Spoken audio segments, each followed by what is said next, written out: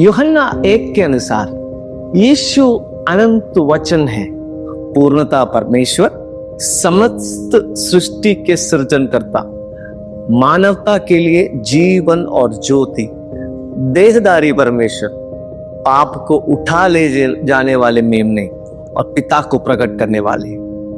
Logos daily के साथ जुड़ने के लिए आपका तहे दिल से धन्यवाद।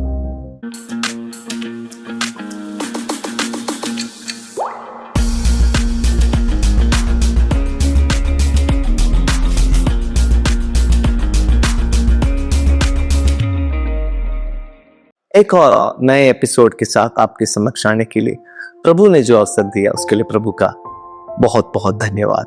यूहन्ना का सुसमाचार हमें केवल यीशु की प्रशंसा करने के लिए नहीं बुलाता, वो हमें उन्हें ग्रहण करने के लिए और उसके नाम पर विश्वास करने के लिए बुलाता है।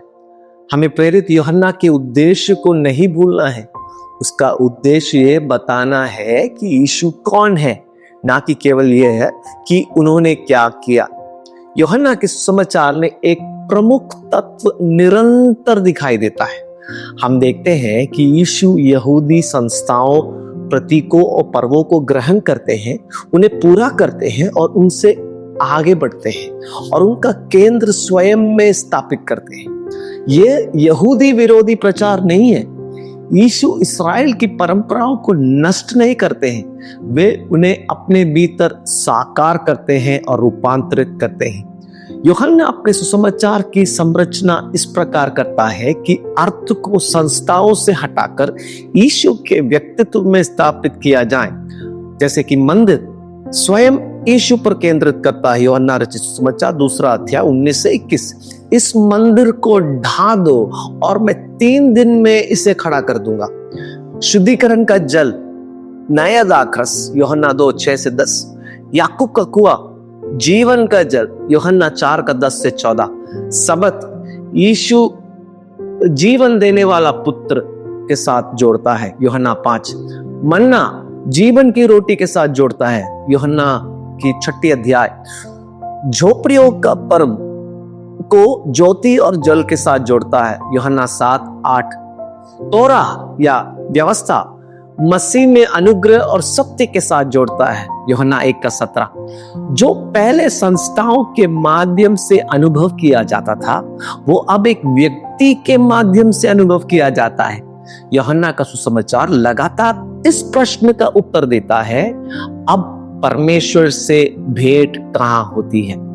यूहन्ना का उत्तर यीशु में। क्या इसका अर्थ यह है कि मसीहियत यहूदी धर्म का स्थान ले रही है? इस्राएल निरस्त हो गया है और यहूदी प्रथाएं अप्रासंगिक हो गई है? नहीं, ऐसा नहीं है। इसे सरल उन्मूलन या यहूदी विरोधी प्रतिष्ठापनवाद के रूप में नहीं, बल्कि मसीह केंद्रित पूर्णता और पुनः संरचना के रूप में समझना चाहिए। यूहन्ना 2 चौथे सुसमाचार में यीशु की सार्वजनिक सेवकाई की औपचारिक शुरुआत को हम चिन्हित करता है। समदर्शी या समन्वयी सुसमाचारों के विपरीत यूहन्ना यीशु को उपदेशों या भूत उतारने की श्रृंखला से प्रस्तुत नहीं करता।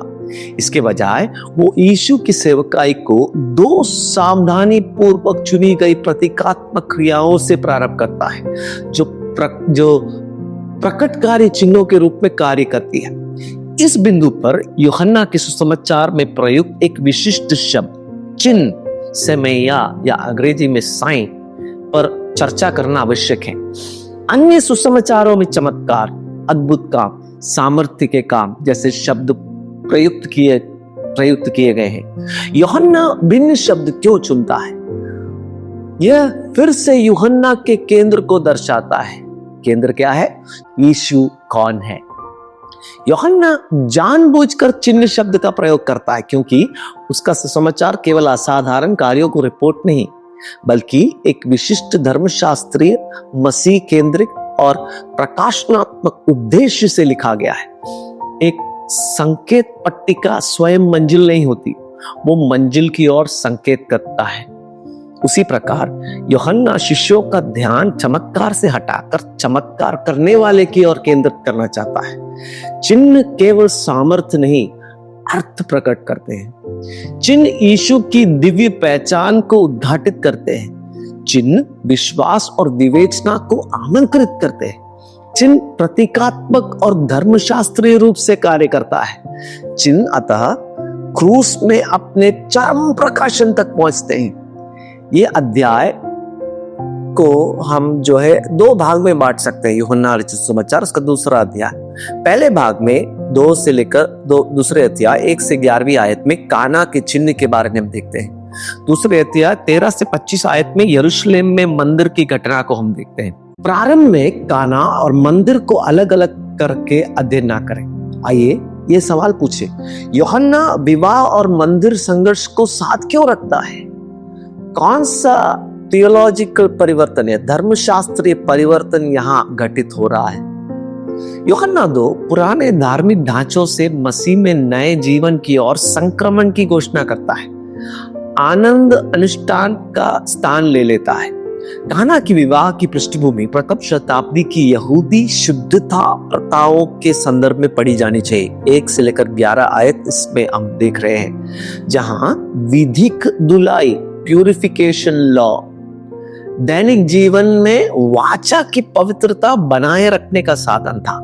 मरकुस 7 अध्याय उसको 3 से 4 आयत जब आप पढ़ेंगे आपको वो समझ में आएगा। यूहन्ना स्पष्ट करता है कि 6 पत्थर के घड़े यहूदियों के शुद्धिकरण के नियमों के अनुसार थे, यूहन्ना 2 का 6, जिससे उनका धार्मिक ना कि घरेलू उद्देश्य स्पष्ट होता है। पत्थर के पात्र इसलिए पसंद किए जाते हैं क्योंकि वे विधिक अशुद्धता को ग्रहण नहीं करते हैं, जो औपचारिक शुद्धता की चिंता को दर्शाता है। जब यीशु सेवकों से इन घड़ों को पानी से भरने को कहते हैं और उस पानी को दाखरस में बदल देते हैं, तो वे शुद्धिकरण के कार्य को प्रतीकात्मक रूप से पुनर्दर्शित करते हैं।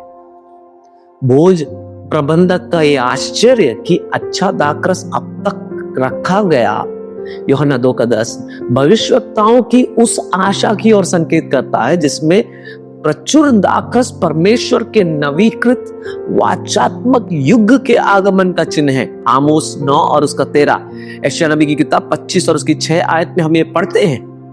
यूहन्ना निष्कर्ष देता है कि इस चिन्ह ने उसकी महिमा प्रकट की और उसके शिष्यों ने उस पर भी विश्वास किया। यूहन्ना 2 का 11 ये दर्शाते हुए कि अब अनुष्ठान नहीं बल्कि आनंद परमेश्वर की उद्धारकारी उपस्थिति का माध्यम है।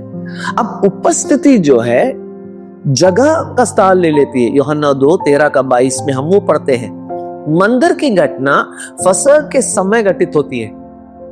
यूहन्ना 2 का 13 जो इस्राएल के बीच परमेश्वर की उद्धारकारी उपस्थिति का उस उत्सव है। इसलिए यीशु की क्रिया गहन धर्मशास्त्रीय महत्व रखता है।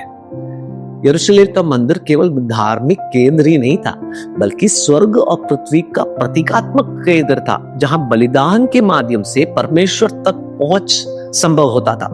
जब यीशु व्यापारियों को बाहर निकालते हैं और कहते हैं मेरे पिता के घर को बाजार ना बनाओ, यूहन्ना 2 का 16, तो वे मंदिर उपासना के विकृतीकरण की आलोचना करते हैं। उनका कथन, इस मंदिर को ढा दो और मैं 3 दिन में इसे खड़ा कर दूंगा, यूहन्ना 2 का 19, गलत समझा जाता क्योंकि यह उस गहरी धारणा को चुनौती देता है कि परमेश्वर की उपस्थिति पवित्र भवन से अविच्छिन्न है। यूहन्ना पाठक को स्पष्ट करता है कि यीशु अपने शरीर के मंदिर के विषय में कह रहे हैं, यूहन्ना 2 का 21, जिससे परमेश्वर की उपस्थिति की मसीह केंद्रित पुनर्व्याख्या होती है। पुनरुत्थान के बाद शिष्यों की स्मृति दिखाता है कि केवल ईस्टर के प्रकाश में ही इस प्रतिस्थापन धर्मशास्त्र को पुनः समझा जा सका। अब परमेश्वर का निवास पत्थरों में नहीं बल्कि क्रूसित और जी उठे मसीह में है। Now faith was taking the place of spectacle. विश्वास का स्थान जो है बदल रहा है। यूहन्ना 2 23 से लेकर 25। यूहन्ना 2 की अंतिम पद चिन्हों की गलत व्याख्या के खतरे की चेतावनी देते हैं। फसह के समय बहुतों ने उसके नाम पर विश्वास किया क्योंकि वे उसके लिए उसके किए हुए चिन्हों को देखते थे। यूहन्ना 2 का 23। परंतु यूहन्ना तुरंत जोड़ता है कि यीशु अपने आप को उन्हें नहीं सौंपता था। यूहन्ना 2 का 24। विश्वास करना, पिस्टेओ, और अपने आप को सौंपना के बीच का ये शब्द खेल यूहन्ना की एक महत्वपूर्ण भिन्नता को रेखांकित करता है। केवल तमाशे पर आधारित विश्वास उथला और अस्तित्व होता है। यीशु का इनकार मानव स्वभाव की उनकी गहरी समझ पर आधारित है। वो जानता था कि मनुष्य में क्या है। यूहन्ना 2 का 25, यिर्मयाह 17 का 9। वो आगे चलकर सुसमाचार में विश्वास और वास्तविक विश्वास के बीच के विरोधों को पूर्व सूचना देता है, जैसे निकोदेमुस, यूहन्ना 3 का 2 से 10, और 5000 को खिलाने के बाद की भीड़, यूहन्ना 6 का 26। यूहन्ना के लिए सच्चा विश्वास चिन्हों के प्रति विस्मय से नहीं बल्कि उस रूपांतरकारी भेंट से उत्पन्न होता है जो भरोसे, आज्ञाकारिता और नए जीवन की ओर ले जाती है। क्या हम ऐसे युग में नहीं हैं जहां हम चिन्हों और चमत्कारों और चमत्कार करने वालों को चमत्कारों के दाता से अधिक महत्व देते हैं? कितने लोग इसके पीछे भागते रहते, चमत्कार के पीछे भागते हैं। संपूर्ण यूहन्ना एक तीर की तरह है जो यीशु सभी वरदानों के दाता की ओर संकेत करता है। यूहन्ना 2 घोषणा करता है कि यीशु में विधिक शुद्धिकरण का स्थान युगांतकारी आनंद लेता है। पवित्र स्थान का स्थान देहदारी उपस्थिति लेती है और चिन्ह आधारित विश्वास का स्थान विवेकपूर्ण संबंधात्मक विश्वास लेता है। लोगोस डेली के साथ जुड़ने के लिए आपका धन्यवाद। प्रभु आपको बहुत आयत से आशीष दे।